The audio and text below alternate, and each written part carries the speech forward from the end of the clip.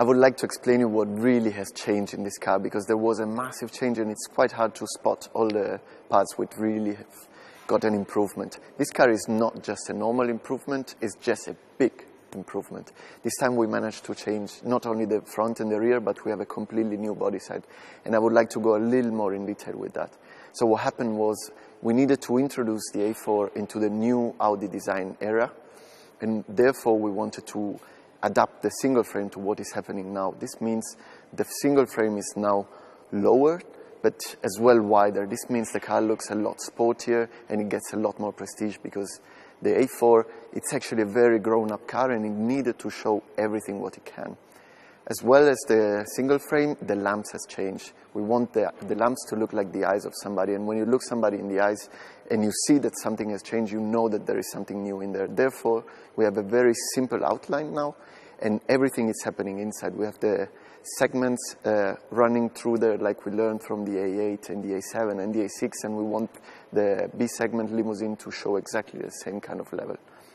Therefore, we decided to adapt a lot as well on the bumpers.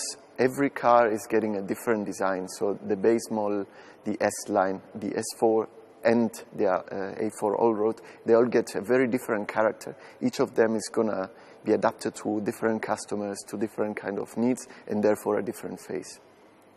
The same was very important to bring this kind of sportiness into the body side. This means we wanted to use what we started with the Prologue concept car.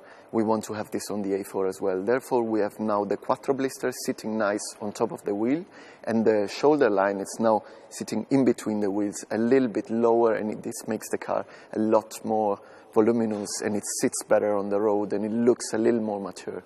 As well, on the rear end, we wanted the car to look more mature. This was really the impact what we wanted. And as we are doing on the top limousines, like the A8 and on the A6, we decided to adapt a chrome line, which is crossing between the rear lamps all the way through, and this is giving a lot of width.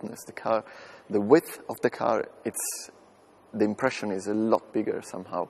And the same, we adapted this kind of sporty design to the lower part. As I said, for the front, the base, the S-Line, S4, and the all-road, they always get a different kind of attitude, and each of them will give you a different diffuser, a different kind of exhaust treatment, but always looking very sporty.